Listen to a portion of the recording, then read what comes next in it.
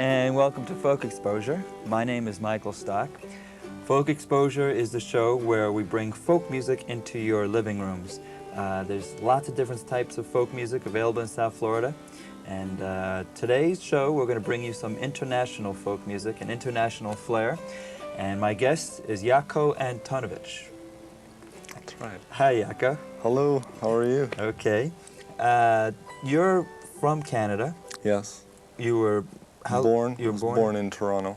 Toronto, Ontario. Yeah. And what's your family heritage? What's your family background? I'm half Ukrainian and half German. My father is of Ukrainian parentage and my mother's family comes from Germany. And do you come from a musical family?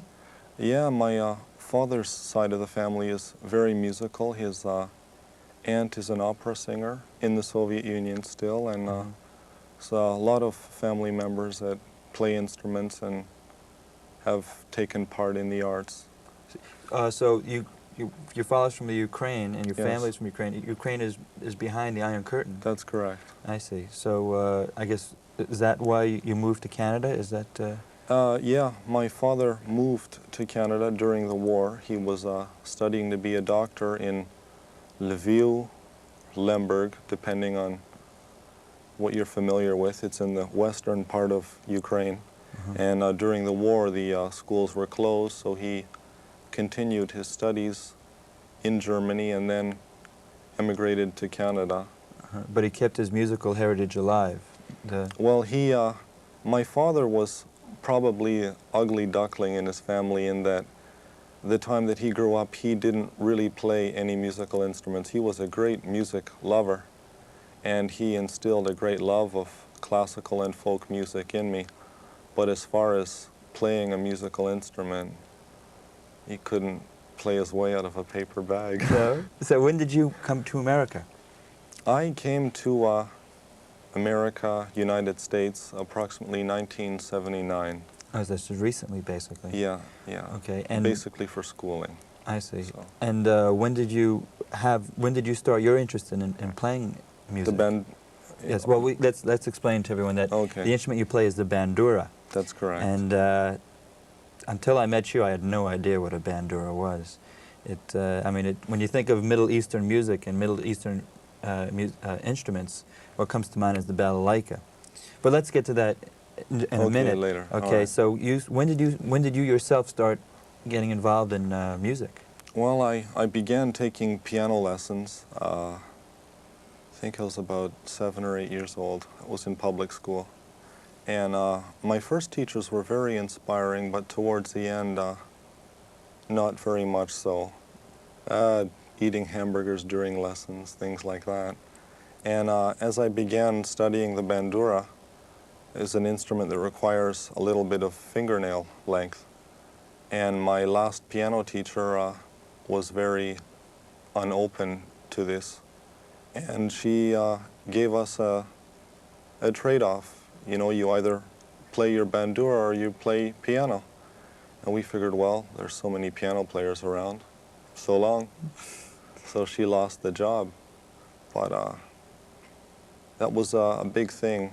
You know, I wished that I had a continued piano, but I just wasn't inspired at the time. Okay, let's get everyone out of suspense. Let's see this bandura. Okay.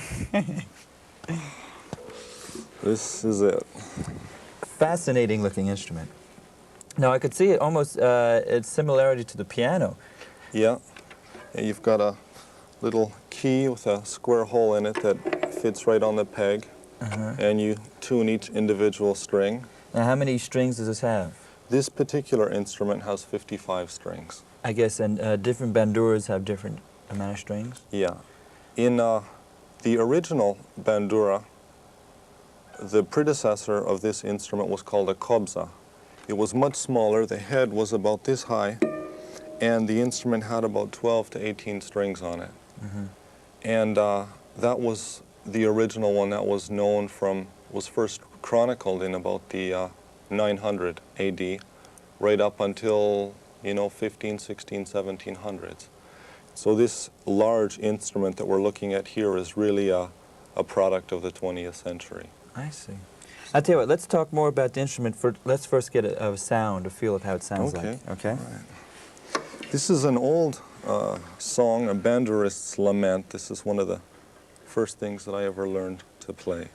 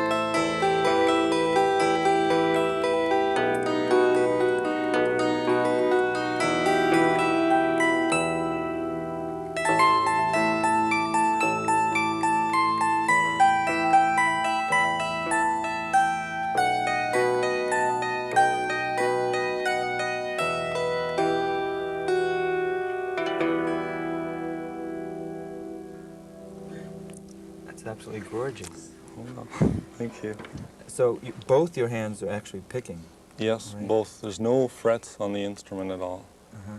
So there are two basic styles of banduras. They have to do with the regions that they come from, and there's quite a difference in playing. This one is called the Chernihev Bandura. It was built in the city of Chernihev, just north of Kiev. And the tuning pegs are up along here. And what this does is this restricts the left hand to playing basically the strings along the neck, which are the basses, no pun intended. And the right hand plays the upper, the pristrunke. Now the other style of instrument is called the Yarko, or the Poltava Style, which is derived from the eastern portion of the country. And on that type of an instrument, the tuning pegs are found along the bottom of the instrument. And instead of the instrument being held in a perpendicular to the body, the instrument is held almost parallel to the body, and the left hand, both hands have equal access over the whole instrument. That's played more like a harp type thing. Yes, yes. So, It's a beautiful look. Is this made in this country? no, this was built in Ukraine, Uh-huh. in the city of Chernihiv, as I had said earlier. There was a factory in that city where they built musical instruments, and I've heard conflicting reports. I know that they're very difficult to get. They used to be exported into Canada and United States. Uh-huh. But I have heard from some, I know that they're not being exported anymore for a fact. That's because of the Iron Curtain Yes. restriction? Yes. Uh-huh. And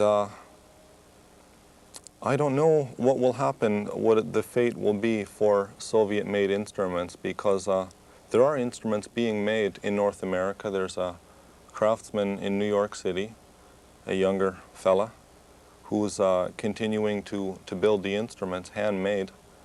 And he does quite a good job, but they're very much more expensive than the Soviet ones. I mean, that's interesting when you bring up that idea as far as the bandura like this, because it is in the Ukraine, which is a restricted Soviet Union, behind the Iron Curtain, that it's the whole fate, the whole evolution of the instrument is going to be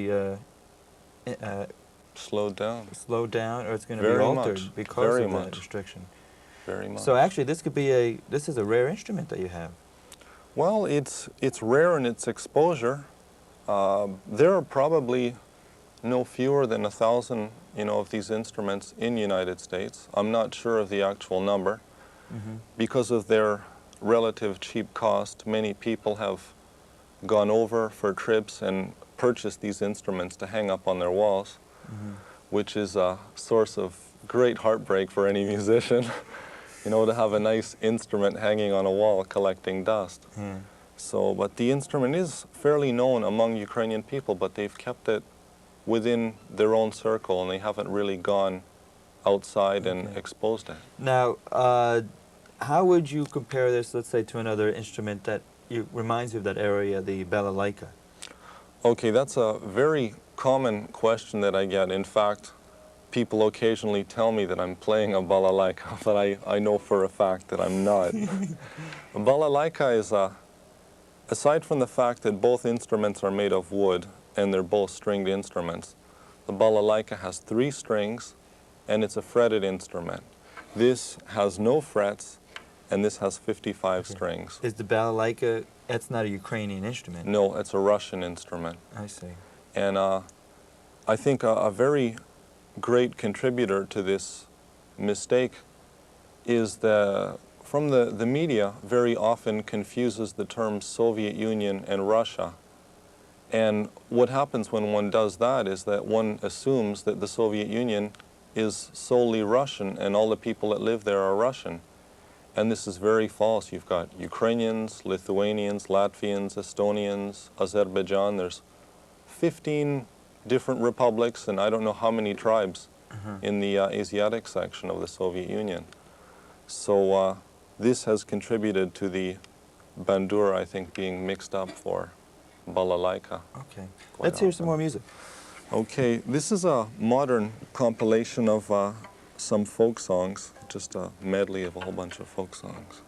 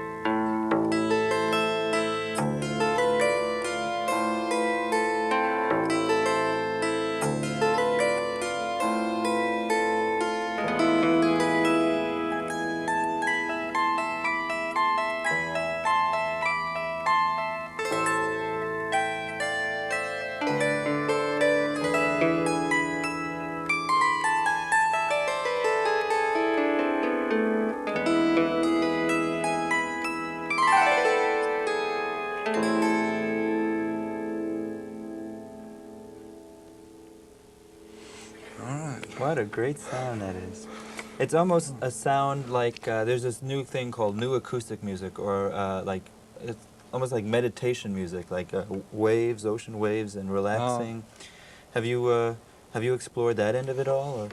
No, I'm not really. Many people, when I have played for certain functions, people with certain therapy backgrounds have expressed some interest in the music with respect to therapy, which is, I guess, sort of what you were talking about. Yeah, it is very relaxing, and it has a very, very nice sound to it. So if, it's like, I mean, you could play classical music on it, and sure, it has that sound to it, which I'm sure, I imagine eventually you might, go that way, but right now that was a folk tune. Yes, right? it was a medley of various folk. was it American folk? No, Ukrainian Okay. folk music. Have you, do you do any American tunes on it? Have you? Sure, sure. Is it, is that difficult to like incorporate this instrument to American style, or? In some songs are mixed tonally as far as the key that they're in. And this particular instrument is pretty strictly tuned to a G major, so you can get related keys quite easily, E minor, A minor, D major, without terribly, altering the tuning. But a lot of other tunes are very chromatic, and this makes for a bit of difficulty. I'm exploring those areas more and more now, but it'll take time. So this is, I guess when you're studying something like this would take all your concentration. You cannot play the piano in this, or? I try, just because of the economics of life today. So I'm studying classical guitar in school. I have to play some piano for the requirements of the university. And I also play bass guitar. So, you mentioned the university. You're a student at? Florida Atlantic University. In music? Yeah. I see. I imagine you're the only one who plays the Bandura, yes. Bandura. In fact, I'm writing a thesis on the history of the instrument in North America. And the history in North America? That's correct. That's, I imagine, a pretty recent history. Well, the first Bandura was introduced into Canada 1912. So there's a few years, 70 odd years. Do you know other Bandura musicians in Florida or throughout the country? Well, in Florida, I have 5 students myself here in the Miami area. And throughout the country, there is a society of Ukrainian bandurists.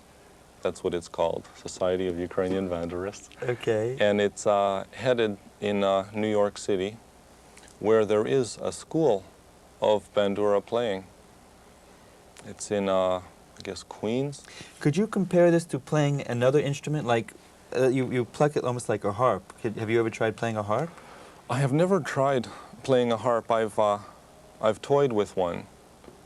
The style of the harp playing, the strings are farther apart and you hit them, I believe, with the skin of your hand a lot more than you do with the nail. And a harp would be, I guess, like a backwards bandura, or a bandura would be a backwards harp, in that the high notes are closest to your body and the low notes are farthest away. And here it's the other way around. But I think that in playing, and even in tone, that the bandura and harp, have quite similarity. I look at the craft work that's done on this. You mentioned it was a relatively inexpensive instrument? Yeah, I'll tell you how much this instrument cost when we purchased it. 1964 or 66, I'm not sure of the actual year, this instrument in Canada cost $120. Oh, that is... Which is cheap. You can't buy a good guitar for that kind of money. Yeah, and you don't find this kind of craft work on a guitar either? No. Do you restring it yourself? Yeah, in fact, I recently restrung the upper portion of this. It takes quite a while. What kind of strings do you use? The upper strings here are stainless steel. Like guitar strings or piano strings? What? I don't know what they would be. I just bought straight high tensile wire. And the strings that come with it were steel, regular steel, and they would rust. And these are stainless steel, so they don't rust at all. So all these strings are basically of the same type strings. They're just different spaces, gauges. Different gauge. Oh, they're all different gauges. Right.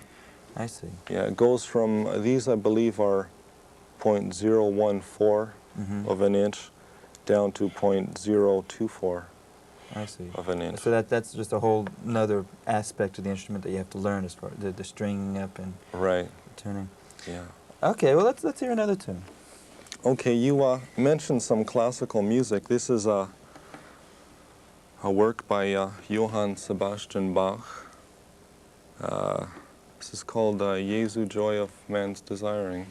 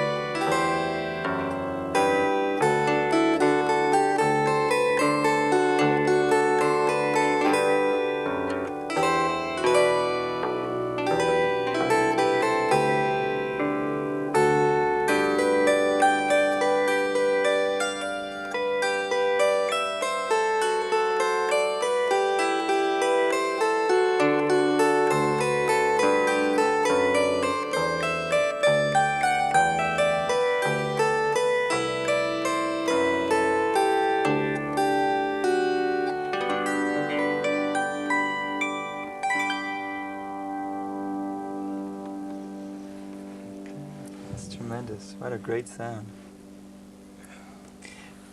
Are you, do you do many concerts yourself? Do you find a lot of, well, a demand? Is there a demand for it? Or?